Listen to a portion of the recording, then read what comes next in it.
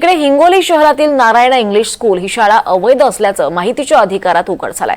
अवैधरित्या शाळा सुरू ठेवल्याप्रकरणी शिक्षण विभागानं नारायण इंग्लिश स्कूलवर दंड देखील ठोठावला होता। मात्र शिक्षण विभागाच्या आदेशाला नारायण इंग्लिश स्कूलच्या प्रशासनानं केराची टोपली दाखवत ही शाळा अजूनही सुरूच ठेवली आहे। या शाळेनं पालकांची आर्थिक फसवणूक केल्याचं उघड झालंय, असा आरोप देखील पालकांनी केलाय। दरम्यान या शाळेवर तात्काळ कारवाई करण्याची मागणी पालकांनी केली आहे। तर जिल्हाधिकारी राहुल गुप्ता यांनी देखील ही शाळा तात्काळ सील करण्याच्या सूचना शिक्षण विभागाला दिल्या। या शाळेमध्ये शिकणाऱ्या अनेक विद्यार्थ्यांचं भवितव्य मात्र धोक्यात आलंय। या संदर्भात आढावा घेतलाय आमचे प्रतिनिधी समाधान कांबळे यांनी।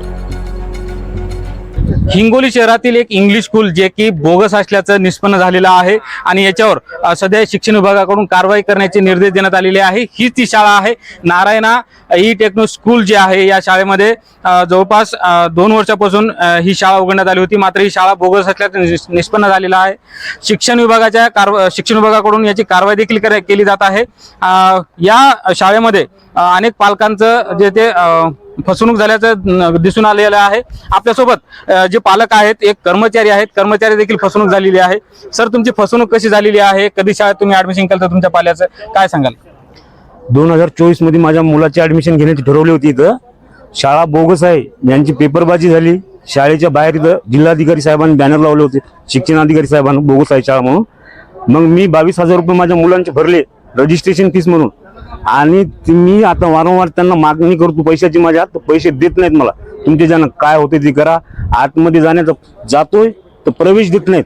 माझे स्वतःचे वैयक्तिक पैसे आहेत, माझ्या पगाराचे पैसे आहेत। मी एक पोलीस कर्मचारी आहे। किती भरले होते सर पैसे तुम्ही? 22,000 रुपये अजून परत नाही दिले नाही। तुम्ही तक्रार दिली का कुठं? तक्रार काय करतात? तक्रार देऊन त्यांना साहेबाला भेटलो, शिक्षणाधिकारी साहेबाला भेटलो, होत नाही कारवाई। ही बघायला गेलं तर एका पोलीस कर्मचारी एक कर्मचारी आहेत, त्यांची फसवणूक झाली आहे, त्यांचे पैसे देत नाही। त्याच्यामुळे या कर्मचाऱ्याच्या डोळ्यामध्ये अश्रू आटलेले आहेत। कर्मचाऱ्याची ही अवस्था असेल तर सर्वसामान्य नागरिकांची काय अवस्था असेल आपण विचारही करू शकत नाहीत। या संपूर्ण प्रकारचा उलगडा माहितीच्या अधिकारात करणारे सामाजिक कार्यकर्ते आपल्यासोबत आहेत।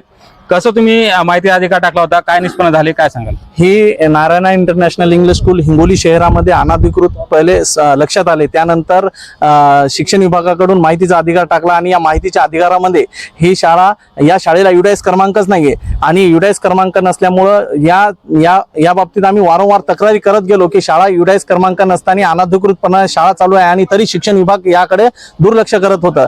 आणि दुर्लक्ष करत असताना या शाळेला अनाधिकृत शाळा चालू केली, त्याच्यामुळे 1 लाख रुपये दंड ठोठावला। आपण जर बघायला गेलं तर याकडे जिल्हाधिकारी राहुल गुप्ता यांनी कारवाईचे आदेश दिल्यानंतर या संपूर्ण हालचालींना वेग आलेला आहे आणि या 8 दिवसामध्ये या शाळेवर कारवाई केली जाईल असं शिक्षण अधिकारी यांनी NDTV मराठीशी बोलताना सांगितलेलं आहे। समाधान कांबळे, NDTV मराठी, हिंगोली।